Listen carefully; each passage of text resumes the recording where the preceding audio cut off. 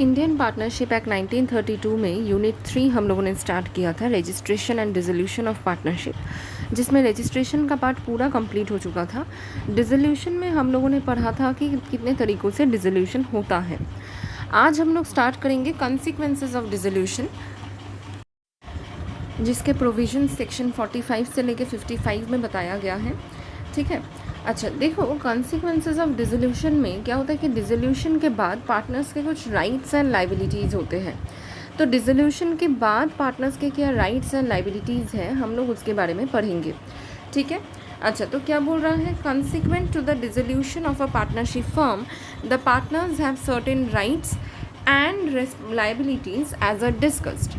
तो देखते हैं कि डिसोल्यूशन के बाद पार्टनर्स के क्या राइट्स एंड लाइबिलिटीज़ होते हैं। सबसे पहला क्या बोल रहा है, liability for acts of partners done after dissolution. क्या होता है कि ये इसके प्रोविज़न सेक्शन 45 में बताया गया है, जब भी डिसोल्यूशन होता है तब पार्टनर्स का ये ड्यूटी है कि वो लोग थर्ड पार्टीज़ को एक पब्लिक नोटिस दे दें कि डिसोल्यूशन हो चुका है। अगर पार्टनर्स ऐसा नहीं करते हैं, अगर डिसोल्यूशन का नोटिस थर्ड पार्टीज़ को नहीं दिया गया, या सिंपल वर्ड्स में बोला जाए तो अगर पब्लिक नोटिस उन्होंने नहीं दिया कि डिसोल्यूशन हो चुका है, और बिना पब्लिक नोटिस दिए अगर वो लोग थर्ड पार्टीज़ के साथ कोई ट्रांजैक्शन करते हैं आफ्टर डिसोल्यूशन, आई रिपीट, बिना पब्लिक नोटिस दिए अगर वो लोग थर्ड पार्टीज़ के साथ कोई भी ट्रांजैक्शन करते हैं आफ्टर डिसोल्यूशन, तो पार्टनर्स उसी तरीके से लायबल होंगे फॉर सच एक्ट जिस तरीके से वो लोग डिसोल्यूशन के पहले पार्टनरशिप फर्म में लायबल होते। ठीक है, पढ़ेंगे तो और क्लियर हो जाएगा। अच्छा तो सेक्शन 45 सब सेक्शन 1 में क्या बताया है, notwithstanding the dissolution of a firm the partners continue to be liable as such to third parties for any act done by any of them which would have been an act of the firm if done before the dissolution until public notice is given of the dissolution। जैसे कि मैंने बोला कि अगर partners dissolution के बाद भी बिना पब्लिक नोटिस इशू किए थर्ड पार्टीज़ के साथ कोई भी ट्रांजैक्शन करते हैं, तो पार्टनर्स उसी तरीके से लायबल होंगे जिस तरीके से वो लोग डिसोल्यूशन के पहले लायबल होते। ठीक है, अच्छा लेकिन यहाँ पे एक चीज़ भी है कि provided that the estate of a partner who dies और who is adjudicated as an insolvent और of a partner who not having been known to the person dealing with the firm to be a partner retires from the firm is not liable under this section for acts done after the date on which he ceases to be a partner। इसका मतलब है कि अगर किसी भी partner का retirement हो जाता है या फिर अगर कोई भी पार्टनर इंसॉल्वेंट हो जाता है, ठीक है, और उसके इंसॉल्वेंसी के बाद या रिटायरमेंट के बाद जब डिसोल्यूशन होगा, ठीक है, तो फिर तब वो लोग क्यों लायबल होंगे। यहाँ पे अगर सिंपल वर्ड्स में हम लोग समझे तो डिसोल्यूशन के पहले अगर किसी पार्टनर का रिटायरमेंट हो जाता है या कोई पार्टनर अगर इंसॉल्वेंट हो जाता है, तो फिर वो पार्टनर उसके रिटायरमेंट के बाद या इंसॉल्वेंसी के बाद उस फर्म में जो भी काम होगा वो रिटायर्ड पार्टनर या इंसॉल्वेंट पार्टनर उन कामों के लिए लायबल नहीं होगा। और ये बात लॉजिकल है। तुम सोचो, आज तुम अपने फ्रेंड्स के साथ एक पार्टनरशिप कर रहे हो, अब उस पार्टनरशिप में तुम्हारा रिटायरमेंट हो जाता है बिफोर डिसोल्यूशन, तो रिटायरमेंट के बाद भी क्या तुम्हारे पार्टनरशिप फर्म में जो भी काम होगा तुम उसके लिए लायबल होगे? नहीं। तो अगर देखा जाए तो ये जो सेक्शन 45 है ये दोनों पार्टीज़ को ही प्रोटेक्ट करता है। पहला, थर्ड पार्टीज़ को प्रोटेक्ट करने के लिए भी इसमें प्रोविजंस है, और दूसरा पार्टनर्स को, रिटायर्ड और इंसॉल्वेंट पार्टनर्स को भी प्रोटेक्ट करने के लिए इस यहाँ पे प्रोविजंस है। थर्ड पार्टीज़ को कैसे प्रोटेक्ट करता है? वही डिसोल्यूशन का नोटिस अगर थर्ड पार्टीज़ को नहीं दिया जाए और बिना डिसोल्यूशन का नोटिस दिए थर्ड पार्टीज़ के साथ कोई भी ट्रांजैक्शन हो, तो पार्टनर्स उसी तरीके से लायबल होंगे जिस तरीके से वो लोग डिसोल्यूशन के पहले लायबल होते। और पार्टनर्स को कैसे वो लोग प्रोटेक्ट, ये प्रोविज़न प्रोटेक्ट करता है, अगर कोई भी पार्टनर का रिटायरमेंट हो जाता है बिफोर डिसोल्यूशन, या फिर अगर कोई भी पार्टनर इंसॉल्वेंट हो जाता है बिफोर डिसोल्यूशन, तो उसके रिटायरमेंट के बाद या इंसॉल्वेंसी के बाद उस फर्म में जो भी काम होगा उसके लिए वो रिटायर्ड पार्टनर या इंसॉल्वेंट पार्टनर लायबल नहीं होगा। ठीक है। अब क्या बोल रहा है, नोटिस अंडर सबसेक्शन 1, मतलब ये जो यहाँ पे पढ़ा ना, may be given by any partner, ज़रूरी नहीं है कि सारे पार्टनर्स को ही नोटिस देना है, पब्लिक नोटिस डिसोल्यूशन का कोई भी एक पार्टनर दे सकता है। ठीक है। अच्छा, तो सेक्शन 45 में यहाँ पे क्या बताया है एनालिसिस में, बोला section 45 has two fold objectives. It seeks to protect third parties dealing with the firm who had no notice of prior dissolution. पहला, थर्ड पार्टीज जिनके पास वही डिसोल्यूशन का कोई भी नोटिस नहीं था उनको प्रोटेक्ट करता है।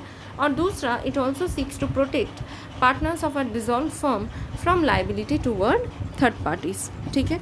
अच्छा, पार्टनर्स को किस तरीके से प्रोटेक्ट करता है भाई, अभी हम लोगों ने पढ़ा ना, रिटायर्ड पार्टनर इंसॉल्वेंट पार्टनर को प्रोटेक्ट करता है।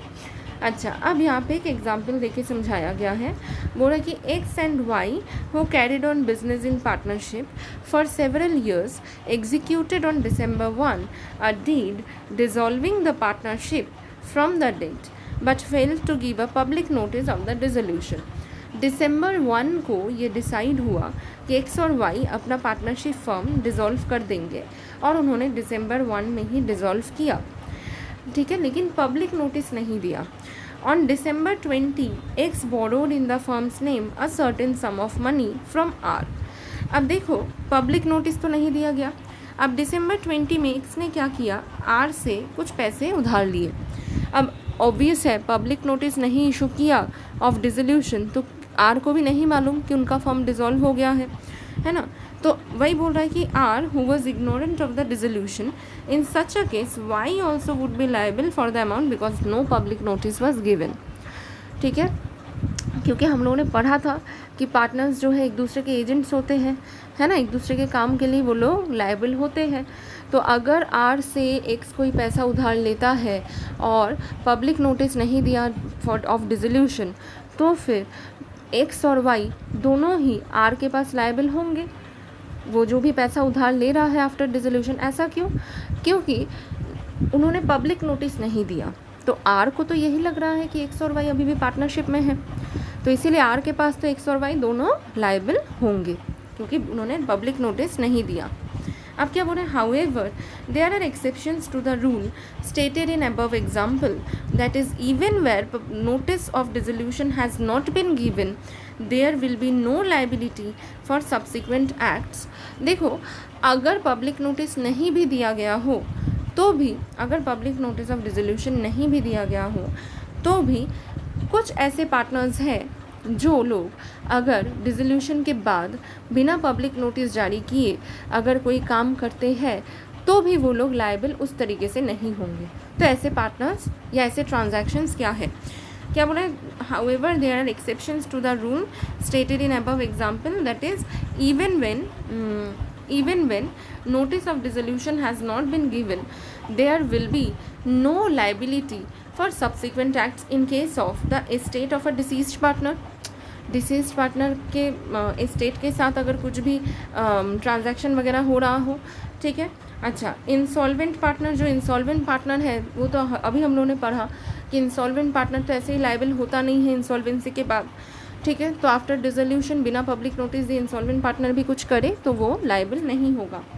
डॉर्मेंट पार्टनर, डॉर्मेंट पार्टनर का मतलब एक ऐसा पार्टनर जो साइलेंट था, जब वो थर्ड पार्टी के साथ कोई ट्रांजैक्शन कर रहा था तब वो साइलेंट था, थर्ड पार्टी को नहीं मालूम था कि वो कोई पार्टनर है।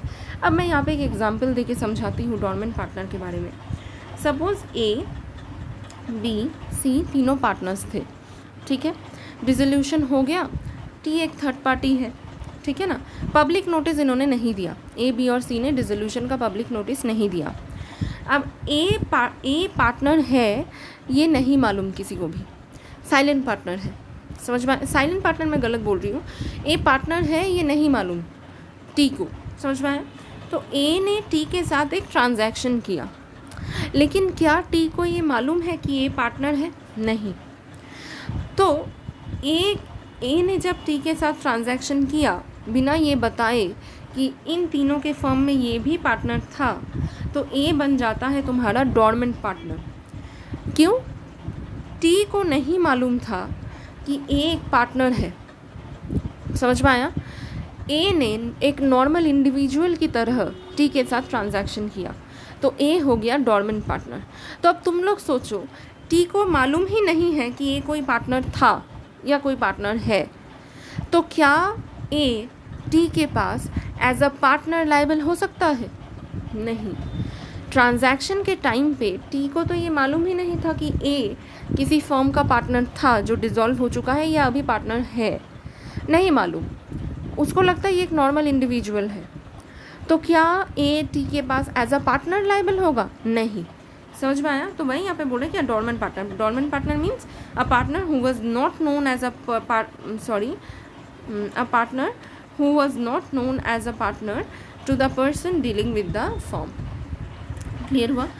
अब हम लोग बात करेंगे सेक्शन 46 के बारे में। ठीक है, सेक्शन 46 में क्या बताया है?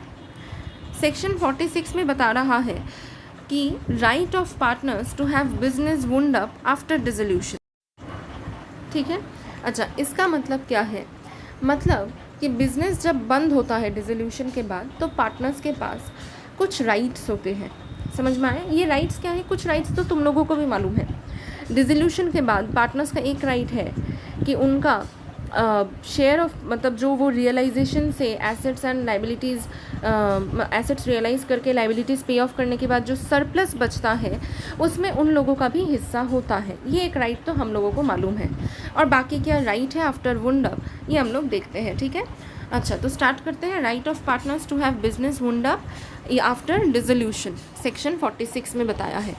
On the dissolution of a firm, every partner or his representative is entitled as against all the other partners or their representative to have the property of the firm applied in payment of the debts and liabilities of the firm and to have the surplus distributed among the partners or their representative according their rights। ये तो point अभी हम लोगों ने समझा। ये जो last point है कि to have the surplus distributed among the partners और their representatives according to their rights. Partners या उनके रिप्रेजेंटेटिव्स के पास ये भी राइट है कि वो लोग सरप्लस जो भी बचता है प्रॉफिट, उनमें उनका भी वो लोग हिस्सा अपना ले। पहला वाला क्या था? पहला वाला बोल रहा है एक और राइट इनके पास है, और वो राइट ये है कि कोई भी पार्टनर फर्म के किसी भी प्रॉपर्टी का इस्तेमाल कर सकते हैं for paying off the liability of the firm. खुद का लाइबिलिटी नहीं, पर्सनल लाइबिलिटी नहीं, लेकिन फर्म का लाइबिलिटी निपटाना with the use of the property of the firm, ये हर एक पार्टनर के पास राइट है। समझ में आया? हर एक पार्टनर के पास ये राइट है कि वो लोग फर्म के प्रॉपर्टी का इस्तेमाल करके लाइबिलिटीज़ किसका? पार्टनर का नहीं, फर्म के लाइबिलिटीज़ को वो लोग निपटा सकते हैं। और सिर्फ पार्टनर का ही नहीं, अगर कोई डिसीज्ड पार्टनर हो गया डिसोल्यूशन के टाइम पे, तो उसके रिप्रेजेंटेटिव का भी ये राइट है कि फर्म के प्रॉपर्टी का इस्तेमाल वो लोग लाइबिलिटीज़ पे ऑफ, फर्म के लाइबिलिटीज़ पे ऑफ करने के लिए इस्तेमाल कर सकते हैं। तो वही यहाँ पे बताया गया है कि on the dissolution of a firm, every partner और his representative is entitled as against all the other partners और his representative to have the property of the firm applied in payment of the debts and liabilities of the firm and to have the surplus distributed among the partners or their representatives according to their rights। ठीक है, अच्छा, next क्या बताया? Continuing authority of partners for purposes of winding up, section 47 में बताया है। ठीक है, कि वाइंडिंग अप के लिए पार्टनर्स के पास कुछ कंटिन्यूअस ऑथोरिटीज़ होते हैं। समझ में आया? ये कंटिन्यूइंग ऑथोरिटीज़ क्या है? अच्छा, क्या बोल रहे हैं? After the dissolution of a firm, the authority of each partner to bind the firm and the other mutual rights and obligations of the partners continue notwithstanding the dissolution so far as may be necessary to wind up the affairs of the firm and to complete transactions begun but unfinished at the time of the dissolution। पहले मैं यहाँ तक समझा दूँ। देखो, dissolution के बाद भी पार्टनर्स के पास ये राइट है कि वो लोग फर्म को बाइंड करके, ठीक है, इन शॉर्ट फर्म के लिए, फर्म के वाइंडिंग अप के लिए जो भी एक्टिविटीज़ है जो अभी भी इनकम्प्लीट है और वो एक्टिविटीज़ नेसेसरी है for the purpose of winding up of the firm, तो पार्टनर्स के पास ये राइट है कि even after the dissolution of the firm वो लोग उन एक्टिविटीज़ को परफॉर्म करें। आई रिपीट, अगर फर्म डिसोल्यूशन के बाद भी वाइंडिंग अप के लिए कुछ नेसेसरी एक्टिविटीज़ पेंडिंग है या कुछ एक्टिविटीज़ ऐसे हैं जो नेसेसरी है for the purpose of winding up, तो पार्टनर्स के पास ये ऑथोरिटी है कि वो लोग उन एक्टिविटीज़ को इवन आफ्टर डिसोल्यूशन परफॉर्म करें। तो क्या बोल रहे हैं, after the dissolution of a firm the authority of each partner to bind the firm and the other mutual rights and obligations of the partners continue. ठीक है, notwithstanding the dissolution से इन authorities का कोई फ़र्क, इन authorities के ऊपर या राइट्स एंड ऑब्लिगेशंस के ऊपर कोई फ़र्क नहीं पड़ता है। ये जो बताया है ना, not with standing the dissolution, इसका मतलब है डिसोल्यूशन से उन राइट्स एंड ऑब्लिगेशंस के ऊपर कोई फ़र्क नहीं पड़ता है। ठीक है, so far as may be necessary, अगर वो राइट्स ऑब्लिगेशंस ऑथोरिटी जो है कुछ एक्टिविटीज़ परफॉर्म करने के लिए ज़रूरी है और वो एक्टिविटीज़ भी परफॉर्म करना ज़रूरी है for the purpose of winding up, तो फिर पार्टनर्स के पास वो अथॉरिटी है कि वो लोग उन एक्टिविटीज़ का परफॉर्मेंस करेंगे, राइट्स है। समझ में आया? तो वही बोल रहा है, so far as may be necessary to wind up the affairs of the firm and to complete transactions begun but unfinished at the time of dissolution but not otherwise. But not otherwise मतलब किस case में ये applicable नहीं होगा या किस case में partners firm को बाइंड नहीं कर पाएंगे इवन आफ्टर द डिसोल्यूशन। देखो, अगर कोई इंसॉल्वेंट पार्टनर है, ठीक है ना, अगर कोई इंसॉल्वेंट पार्टनर है तो वो पार्टनर, उस पार्टनर का कोई अथॉरिटी नहीं है, कोई राइट्स ऑब्लिगेशंस नहीं है, वो पार्टनर फर्म को किसी भी तरीके से बाउंड नहीं कर पाएगा for the performance of those necessary activities. ठीक है, तो वही यहाँ पे बोल रहा है, provided that the firm is in no case bound by the acts of a partner who has been adjudicated insolvent. जो पार्टनर इंसॉल्वेंट हो गया है वो पार्टनर या उस पार्टनर के कोई भी एक्ट से फर्म बाउंड नहीं होगा।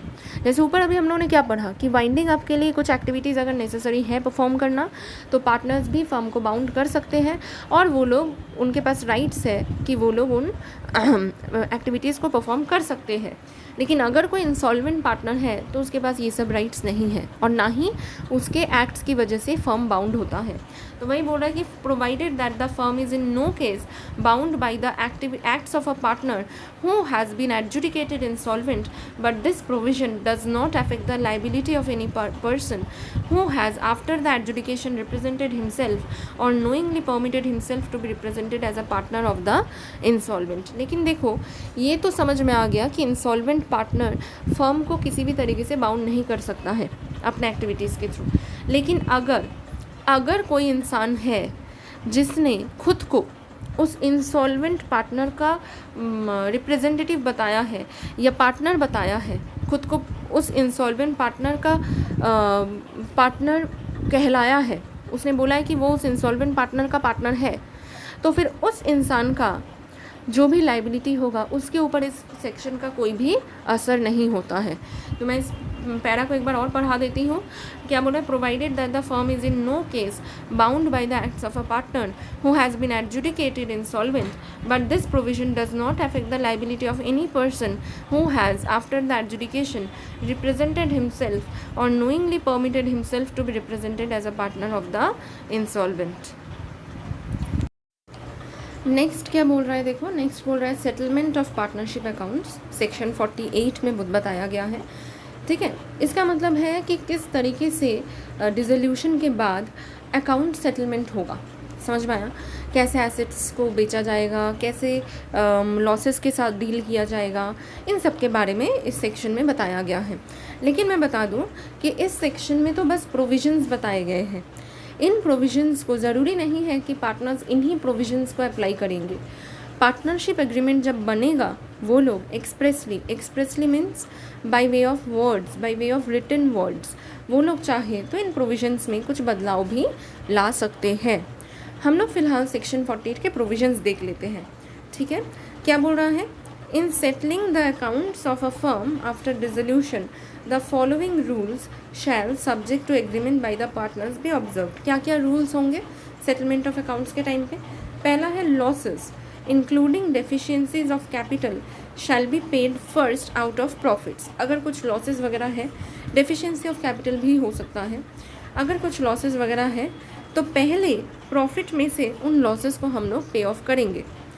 प्रॉफिट के बाद भी अगर कुछ लॉस वगैरह है तो आउट ऑफ कैपिटल हम लोग पे करेंगे. ठीक है. फिर भी अगर कुछ लॉस वगैरह है या डेफिशिएंसीज ऑफ कैपिटल है तो पार्टनर्स इंडिविजुअली, ठीक है, इंडिविजुअली वो लोग आपस में उसको बांट देंगे. और वो लोग जो बांटेंगे किस प्रोपोर्शन में बांटेंगे? जो उनका प्रॉफिट शेयरिंग रेशियो होगा उसी रेशियो में वो लोग उस लॉस को आपस में बांट के उस लॉस को पे ऑफ करेंगे. तो सबसे पहला क्या है? सबसे पहला हम लोग losses including deficiencies of capital को निपटाएंगे. समझ में आया? अच्छा, जैसे कि मैं बार बार बोल रही हूँ कि ये तो सेक्शन 48 के प्रोविजंस है. पार्टनर्स चाहे तो expressly by way of written words इसको बदल भी सकते हैं जब अग्रीमेंट बनेगा. ठीक है. तो क्या बोल रहा है? Losses including deficiencies of capital shall be paid first out of profits, next out of capital, and lastly if necessary by the partners individually in the proportions in which they were entitled to share profits. Next क्या बोल रहे? the assets of the firm including any sums contributed by the partners to make up deficiencies of capital must be applied in the following manner and order. अब section 48 बताता है कि जो भी assets होंगे फर्म के उनका इस्तेमाल हम लोग किस तरीके से करेंगे डिसोल्यूशन के टाइम पे. ठीक है. उनको क्या करेंगे? ठीक है. और अगर पार्टनर्स ने कोई भी सम कंट्रीब्यूट किया है वो डेफिशिएंसी ऑफ कैपिटल को हटाने के लिए तो उसको भी हम लोग कैसे अप्लाई करेंगे. अब देखते हैं क्या बोल रहा है. The assets of the firm including any sums contributed by the partners to make up deficiencies of capital must be applied in the following manner and order. पहला क्या? In paying the debts of the firm to third parties. Third parties के पास जितना भी मतलब third parties से partner firm ने जितना भी अमाउंट वगैरह लिया हो, ठीक है, या जितना भी उधार वगैरह लिया हो पहले थर्ड पार्टीज़ को वो उधार वगैरह चुका देंगे. फिर क्या है? In paying to each partner rateably which is due to him from capital. अब कैपिटल से पार्टनर्स को जो मिलने वाला है वो भी दे देंगे. पहले किसको देंगे? थर्ड पार्टीज़ को, फिर पार्टनर्स को. Next in paying to each partner rateably what is due to him on account of capital. ठीक है. पहला कैपिटल से कितना ड्यू है और फिर ऑन अकाउंट ऑफ कैपिटल मतलब कितना उन्होंने कैपिटल कंट्रीब्यूशन किया था जो कि उनको ऑब्वियस है वो लोग कोशिश करेंगे कि उस पैसे को वो लोग एटलीस्ट ले पाए तो फिर वो देंगे. और लास्ट अगर कुछ बचा तो फिर क्या करेंगे? पार्टनर्स आपस में बांटेंगे. इसीलिए तो याद करो ये जो 2 B और C पॉइंट है कि फ्रॉम कैपिटल अगर कुछ मिलने वाला है, ऑन अकाउंट ऑफ कैपिटल अगर कुछ मिलने वाला है, ठीक है, तो वो भी पे करेंगे. अब सुनो, देखो बैलेंस शीट बनाते हैं, फाइनल अकाउंट तो फर्म का भी बनता है ना. तो जो फाइनल अकाउंट बनता है वहाँ पे हम लोग क्या करते हैं कि सब कुछ एक्सपेंसेस वगैरह देखते हैं. फिर उसके बाद हम लोग क्या करते हैं? उसके बाद याद करो रियलाइजेशन अकाउंट एक बनता है ना. जो रियलाइजेशन अकाउंट बनता है उसमें हम लोग एसेट्स का इस्तेमाल करके सबसे पहले क्या करते हैं? लाइबिलिटीज़ वगैरह पे ऑफ करते हैं. फिर जो सरप्लस बचता है वो पार्टनर्स आपस में बांटते हैं. अब याद करो पीएल अप्रोप्रिएशन एक बनता है ना. पीएल अप्रोप्रिएशन में हम लोग क्या करते हैं? इंटरेस्ट ऑन कैपिटल वगैरह पे करते हैं. समझ में आया? पार्टनर्स को सब कुछ पार्टनर्स को पे करते हैं. ठीक है ना. तो वही बोल रहा है कि सबसे पहले हम लोग क्या करते हैं? सबसे पहले थर्ड पार्टीज़ को निपटाते हैं. फिर हम लोग क्या करते हैं? फिर हम लोग पार्टनर्स को अगर कुछ मिलने वाला है वो देते हैं. फिर जो बचता है वो पार्टनर्स आपस में बांट लेते हैं. ठीक है. अब सेक्शन 48 को यहाँ पे एनालिसिस किया गया है. क्या बोल रहा है एनालिसिस ऑफ सेक्शन 48 में? It may be noted that prima facie accounts between the partners shall be settled in the manner prescribed bye partnership agreement. Partnership agreement में जो भी बताया गया होगा अकाउंट सेटलमेंट के बारे में उसी तरीके से अकाउंट सेटलमेंट होगा. अब बोल रहे थे above mentioned rules apply subject to any agreement between partners. The rules laid down in section 48 just specified as to what will be the mode of settlement of accounts in the usual course of business. Normally किस तरीके से तुम लोग settlement कर सकते हो वो बताया गया है. अब बोले but if the partners by their agreement express any different intention as to the mode in which losses will have to be borne eventually, or the manner in which capital or advances will have to be paid to any partner, such an intention must be given effect to. देखो ये तो बस एक तरीका बताया गया है section 48 में कि इस तरीके से bye way of profits of firm, bye way of capital of partners, ठीक है, हम लोग लॉसेस को पे ऑफ लॉसेस को कवर अप करेंगे, फिर एसेट्स का इस्तेमाल करके पहले थर्ड पार्टीज़ को निपटाएंगे, फिर पार्टनर्स को देंगे। ये तो बस एक बताया गया है। लेकिन अगर पार्टनर्स एग्रीमेंट बनाने के टाइम पे एक्सप्रेसली कुछ और प्रोविजंस डाले कि नहीं इस तरीके से नहीं, इस तरीके से लॉसेस को बॉर्न करेंगे, ठीक है, तो फिर उसी तरीके से होगा। तो वही यहाँ पे बताया गया है कि Section 48 just specified as to what will be the mode of settlement of accounts in the usual course of business. But if the partners by their agreement express any different intention as to the mode in which losses will have to be borne eventually, or the manner in which capital or advances will have to be paid to any partner, such an intention must be given effect to. However, any such agreement cannot affect the rights of the creditors of the firm.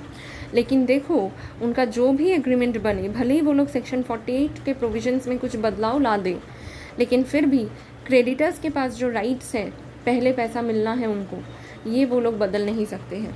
समझ में आया? अच्छा, next क्या है? The significance of the foregoing provisions is that if the assets of the firm are not sufficient to pay off the liabilities of the firm including the amount due to each partner on account of capital, each partner would individually be liable to contribute towards the losses including deficiencies of capital in the proportion in which he is entitled to share profits। ये तो हम लोगों ने भी देखा था। Realisation account जब हम लोग बनाते हैं डिसोल्यूशन के टाइम पे, तो क्या होता है, लॉस अगर कुछ निकलता है तो लॉस भी तो पार्टनर्स आपस में प्रॉफिट शेयरिंग रेशियो में बांट लेते हैं। तो वही चीज़ बताया गया है कि अगर एसेट्स सफिशिएंट ना हो लॉसेस बियर करने के लिए, अगर पार्टनर्स का कैपिटल भी सफिशिएंट ना हो, ठीक है, अगर पार्टनर्स को अपने कैपिटल में लगाया हुआ पैसा भी वापस ना मिले, तो जो लॉस होगा वो नुकसान कौन भरपाई करेगा? पार्टनर्स, ठीक है। तो वही बताया significance of the foregoing provisions is that if the assets of the firm are not sufficient to pay off the liabilities of the firm including the amount due to each partner on account of capital, each partner would individually be liable to contribute towards the losses including deficiencies of capital in the proportion in which he is entitled to share profits। अब यहाँ पे एक example दिया गया है, क्या बोल रहा है? X and Y were partners sharing profits and losses equally and X died. On taking partnership accounts, it transpired that he contributed 6,60,000 to the capital of the firm and Y only 40,000. The assets amounted to 2 lakh. The deficiency means 6,60,000 X ने contribute किया था और Y ने 40,000 contribute किया था, तो total हो गया 7 लाख। लेकिन फर्म के पास एसेट्स है 2 लाख का, यानी डेफिशिएंसी कितने का हो गया? 5 लाख का। तो ये 5 लाख जो है कौन बियर करेगा? X का तो डेथ हो गया, तो Y और X का जो भी एस्टेट है वो बियर करेगा। समझ में आया? विच ratio? In profit sharing ratio. Clear हुआ? अब क्या बोले? If in the above example the agreement provided, देखो ये तो एज पर सेक्शन 48 बताया गया, ठीक है, कि अगर कोई भी डेफिशिएंसी होता है फिर भी एसेट्स अगर सफिशिएंट ना हो कैपिटल पार्टनर्स का कैपिटल पे ऑफ करने के लिए या कोई भी लॉसेस वगैरह बियर करने के लिए अगर एसेट्स सफिशिएंट ना हो, जो भी डेफिशिएंट अमाउंट होगा वो डेफिशिएंसी कौन बियर करेंगे? Partners in their profit sharing ratio. तो ये एज पर वो सेक्शन 48 वाले प्रोविजन में था। अब बोल रहा है कि if in the above example the agreement provided that on dissolution the surplus assets would be divided between the partners according to their respective interest in the capital, and on the dissolution of the firm a deficiency of capital was found, then the assets would be divided between the partners in proportion to their capital, with the result that excess estate would be the main loser। देखो अब अगर agreement में ऐसा था कि dissolution होने के बाद जो भी सरप्लस एसेट होगा वो पार्टनर्स आपस में बांट लेंगे, ठीक है ना, according to their respective interest in the capital, तो डिसोल्यूशन के टाइम पे क्या होगा कि अगर फर्म में डेफिशिएंसी ऑफ कैपिटल मिला भी तो भी एसेट्स जो है पार्टनर्स के बीच में बांट दिया जाएगा in proportion to their capital. Means capital contribution ratio में अगर कैपिटल सपोज एक्स ने 6 लाख कंट्रीब्यूट किया, वाई ने 5 लाख, तो 6:5 में बांट दिया जाएगा एसेट्स को, ठीक है। तो फिर मेन लूजर यहाँ पे कौन होगा? एक्सेस estate, ठीक है. In absence of any sort of any changes in provisions of section 48, ये वाला एप्लीकेबल होगा जहाँ पे एक्स और वाई दोनों, एक्स का एस्टेट और वाई दोनों प्रॉफिट शेयरिंग रेशियो में डेफिशिएंसी को बांटेंगे. लेकिन अगर एग्रीमेंट ऐसा बने कि एसेट्स जो भी रहेगा उनको पार्टनर्स में बांट दिया जाएगा, तो फिर वही कैपिटल रेशियो में बांट दिया जाएगा. तो मेन लूजर फिर कौन होगा? Access estate. नेक्स्ट क्या बोल रहा है अब? Payment of firm debts and of separate debts. तो सेक्शन 49 में क्या बताया गया है payment of firm debts and of separate debts के बारे में? बोले where there are joint debts due from the firm. Means suppose कि एक्स नाम का एक थर्ड पार्टी है, सपोज एक्स नाम का एक थर्ड पार्टी है, ठीक है. अच्छा, उससे फर्म में, ये जो फर्म है इसने कुछ पैसा उधार लिया था एक्स से, ठीक है. तो अगर फर्म के नाम पे पैसा उधार लिया गया है, इसका मतलब ये जॉइंट डेब्ट है. समझ में आया? अब इस फर्म में 3 पार्टनर्स हैं, ए बी सी. ए ने एक्स से कुछ पैसा उधार लिया, सी ने एक्स से कुछ पैसा उधार लिया इंडिविजुअली, ये हो गया सेपरेट डेब्ट. और फर्म के नाम से कुछ एक्स से पैसा उधार लिया, तो ये जॉइंट डेब्ट है, ठीक है.